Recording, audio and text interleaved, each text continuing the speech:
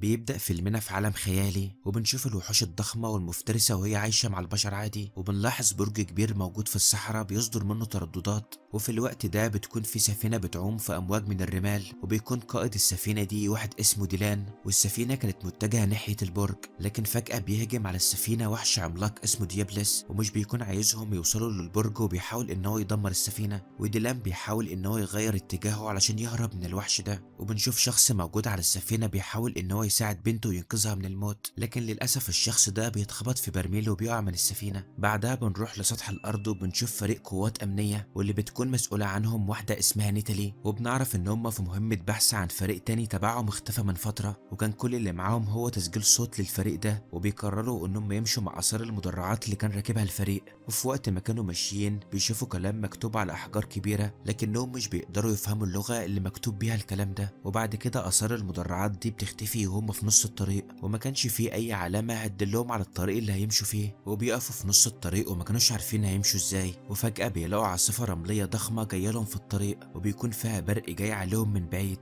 وما كانش قدامهم غير إنهم يمشوا من المكان بسرعة. والعاصفة بتكون شديدة وبتعدي على الأحجار اللي كان مكتوب عليها الكلام، وبنشوف الكلام وهو بينور وكأنه بيمتص البرق. والعاصفة دي بتكون أسرع من عربية الفريق وبتحاول إن هي تبلعهم، وللأسف مش بيقدروا إنهم يهربوا منها، والعربية بتقع بيهم من فوق الجبل، وبيلاقوا نفسهم موجودين في حفرة زمنية كبيرة في وسط صحراء تانية. وبتكون العاصفة الرملية ظاهرة في المكان لكنها بعيدة عنهم، وناتالي وفريقها بيشوفوا هياكل عظمية لمخلوقات غريبة ومش معروفة. وكانت الصدمة اليوم لما بيلاقوا إن الأسلحة بتاعتهم مش شغالة، ولا حتى البوصلة اللي هيقدروا يحددوا بها اتجاههم. وفي الوقت ده ناتالي بتقترح عليهم إنهم يمشوا مع اتجاه الشمس، يمكن إن هم يلاقوا طريقة للخروج، أو حتى أجهزتهم تلقط شبكة ويقدروا إن هم يتواصلوا مع القاعدة. وفجأة واحد من الفريق بيكون واقف بعيد وبيندى عليهم وبيقول لهم إن هو شايف حاجات ولازم إن هم يجوا يشوفوها. ولما بيروحوا له بيلاقوا بقايا مدرعات الفريق السابق، وكمان بيلاقوا مجموعة من الجثث بتاعتهم قبل ما تتحلل. ولما بيبصوا على الأرض بيلاقوا فيها كمية كبيرة من الإزاز المكسور، وبيلفت انتباههم وجود طلقات سليمة على الأرض،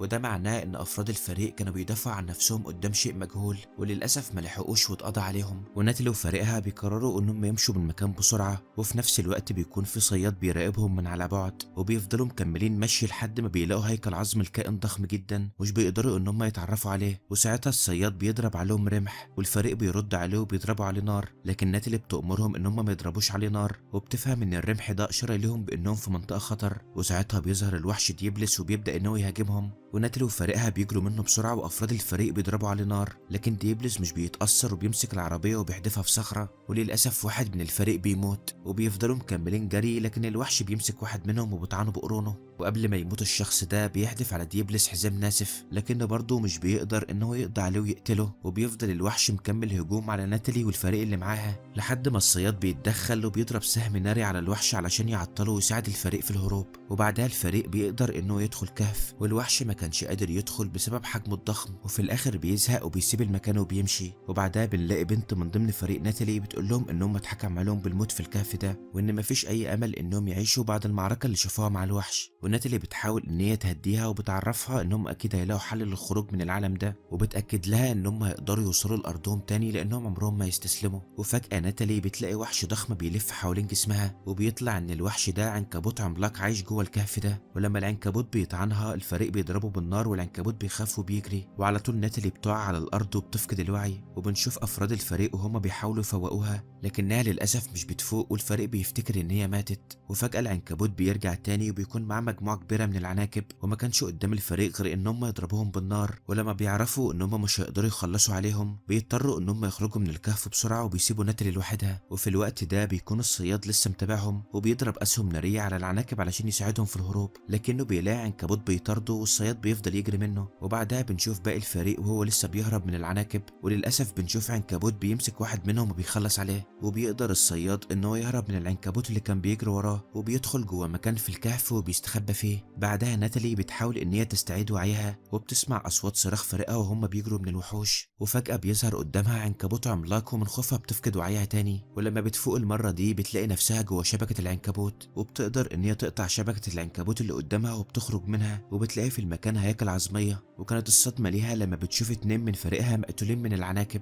وناتالي بتفضل تتألم من تأثير السم اللي في جسمها، وبتلاقي قدامها شنطة فرد من فريقها، ولما بتفتحها بتاخد منها أدوات علشان تساعدها في الخروج. وبعدها بتفضل مكملة مشي لحد ما بتلاقي فرد من فريقها لسه عايش، لكنه بيكون متصاب بسم العنكبوت وبيتألم. وناتالي بتاخده معاها علشان يخرجوا من المكان، لكن في نفس الوقت بتكون في مجموعة من العناكب ماشية وراهم، وناتالي مش بتبقى عارفة تتصرف ازاي، وزميلها بيفضل يصرخ من الألم لحد ما العنكبوت بيمسكه وبيقتله. وبعدها بتقدر ناتالي ان هي تولع في العنكبوت بالادوات اللي معاها، وبتولع في المكان كله، وبتحاول ان هي تخرج من الكهف، وبتفضل ماشيه لحد ما بتوصل لفتحه الخروج، لكن للاسف بيمسكها عنكبوت وبيرجعها للكهف تاني. وناتالي بترمي الرصاص اللي معاها في النار، وفي لحظه المكان بينفجر، وبتقدر ناتالي ان هي تخرج من الكهف، وبتلاقي ان الشمس طالعه، وبتعرف ان العناكب المفترسه دي مش بتقدر ان هي تخرج في الشمس. وطبعا ناتالي بتكون حزينه جدا، وبتفضل تبكي على خساره كل افراد فريقها، وكانت بتتألم بسبب الجرح اللي في رجلها، وبتفضي بارود الرصاص وبتحطه على الجرح وبتكوه بالنار. وبعدها بتطلع على تل عالي علشان تستكشف المكان،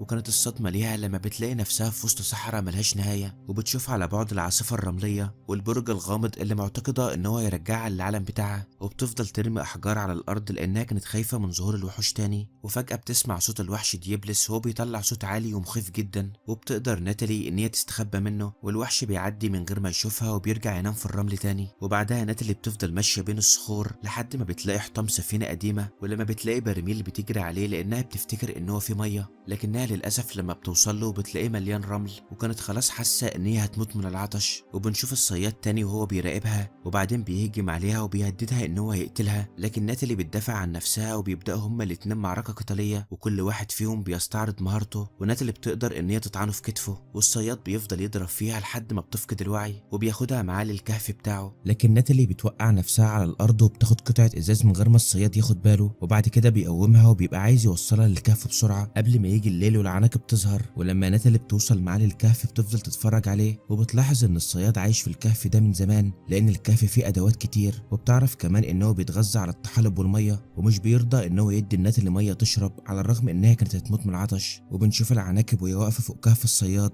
لكنها مش بتكون قادره تدخله، وبعدها الصياد بيعمل خلطه علشان يعالج الجرح اللي في كتفه، وبتكون ناتالي عامله نفسها نايمه لكنها في الحقيقه بتحاول ان هي تفك الحبل اللي في ايديها بقطعه الازاز اللي معاها. وتاني يوم الصياد بيخرج علشان يراقب العاصفه الرمليه والوحوش، ولما بيرجع مش بيلاقي ناتالي في مكانها، وفجاه بتيجي من وراه وبتضربه وبتكتفه، ولما بتروح تشرب من الميه بيمنعها برضه، وبيحاول ان هو يوقع الميه على الارض، وبيفضلوا هما الاتنين يزعقوا لبعض وهم اصلا ما كانوش عارفين لغه بعض. وناتالي بتفضل تكسر في كل ادواته، وطبعا الصياد بيتضايق منها وبيفضلوا يضربوا في بعض لحد ما بيخرجوا بره الكهف. وفجاه الصياد بيقع في حفره مليانه بالعناكب، ومش بيقدر ان هو يساعد نفسه لانه كان متكتف بالحبال، لكن قبل ما بيموت ناتالي بتساعده وبتخرجه من الكهف وبتفك له ايده وبتبدا معاه معاهده سلام. ولما بتحاول تديله من الشوكولاته اللي معاها بيخاف ان هو ياكلها لا يجرى له حاجه، وناتالي بتفتحها وبتاكل منها حته علشان يطمن، وبعدها بياخدها منها وبياكلها بورقتها. ولما بيبدا ان هو يطمن لها بيديلها ميه علشان تشرب، وبكده بقوا اصحاب. وبعدها ناتالي بتقدر ان هي تعرف منه ان هو عايز يوصل عند العاصفه الرمليه لكنه خايف من الوحش ديبلس ان هو يهاجمه ويقتله. وفي الوقت ده ناتالي بتعرف ان هدفهم واحد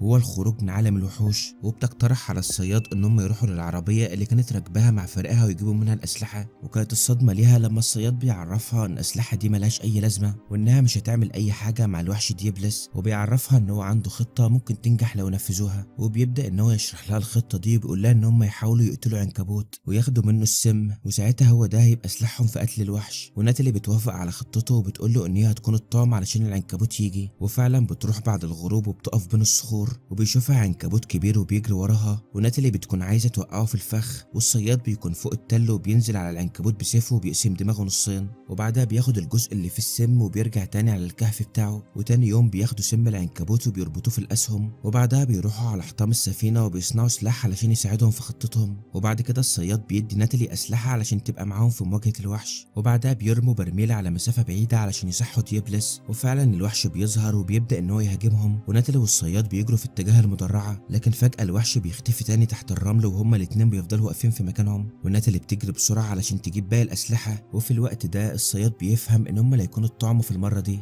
ولما بيحاول انه يجري في اتجاه عكسي شنطته بتقع منه وبيكون فيها حاجات خاصة بعيلته، ولما بيحاول يرجع علشان ياخدها الوحش بيظهر تاني وبيكون خلاص هيفترس الصياد، لكن الصياد بيقدر انه يوجه سهم وبيجي في عين الوحش. ومن ناحية تانية ناتالي بتفضل تضرب في الوحش بالاسلحة اللي معاها، والوحش بيبدأ ان هو يدوخ من تأثير السم، لكن ده ما بيمنعوش ان هو يروح لناتالي ويطيرها بالعربية اللي واقفة عليها. والصياد بيستغل الموقف وبيطلع على الوحش وبيطعنه بالسيف في دماغه، لكن الوحش برضه مش بيتأثر وبيمسك الصياد وبيحدفه لبعيد. وناتالي بتحدف على الوحش خطاف وعن طريقه بتطلع لدماغ الوحش وبتطعنه بكل قوتها، وبتقدر اخيرا ان هي تقتل الوحش ديبلس وترتاح من شره. ولما بتروح للصياد بتلاقيه فاقد الوعي وبتحاول ان هي تساعده، وبترجع للوحش وبتاخد منه جزء من جسمه وبتقدر ان هي تجر الصياد عليه، وبتفضل ماشيه في الصحراء فتره طويله جدا لحد ما بتتعب. وفجاه بتيجي عاصفه رمليه وبتحاول ان هي تحمي نفسها والصياد منها لحد ما بيعدي الوقت. وبيجي تاني يوم وناتالي والصياد بيكونوا لسه في مكانهم جوه الخيمه اللي ناتالي عملتها. ولما الصياد بيحلم بعيلته وهما بيتقتلوا على ايد الوحش بيفوق، وبيفضلوا هما الاتنين مكملين مشي في الصحراء لحد ما بيلاقوا واحه وبيقرروا ان هما يدخلوها. واول لما بيدخلوها بيلاقوا فيها اشجار كتيره وبحيره على الشط وحيوانات عملاقه. والصياد بيحاول ان هو يطمن ناتالي وبيطلب منها انها ما تخافش لانها حيوانات مسالمه وفي حالها. ولما ناتالي بتقرب من الشط فجاه بيخرج من البحيره وحش مفترس، لكن الصياد في لحظه بيقدر ان هو يقتله وبيفضل يضحك على شكل ناتالي وهي مرعوبه من الخوف. وبعد شويه بنلاقيهم قاعدين بياكلوا في الوحش اللي قتلوه، وفجاه بيسمعوا صوت الحيوانات اللي موجودين معاهم وهم بيجروا خايفين. ولما بيقوموا علشان يشوفوا في ايه بيلاقوا وحش عملاق بيجري وراهم، والصياد بيقوم يجري من المكان وناتالي بتحاول ان هي تجري لكنها بتقع وسط الحيوانات. لكن قبل ما الحيوانات تدوس عليها بيظهر شخص وبينقذها، وبيطلع ان الشخص ده يبقى ديلان قائد السفينه اللي كانت موجوده في الاول. وناتالي بتحاول ان هي تحارب معاه الوحش، وبيفضل الصياد يجري لحد ما بيوصل لحافه التل، لكنه قبل ما بيقع فريق القائد بينقذه بالحبال. وناتالي بتشكر القائد على مساعدته ليها وانقاذها من الوحوش، لكنها بتتفاجئ بيه لما بيضربها في وشها وبتفقد الوعي. وبعد شويه بتفوق وبتلاقي نفسها محبوسه في قفص، وفريق القائد بيكونوا بيتفرجوا عليها وبيكون معاهم الصياد.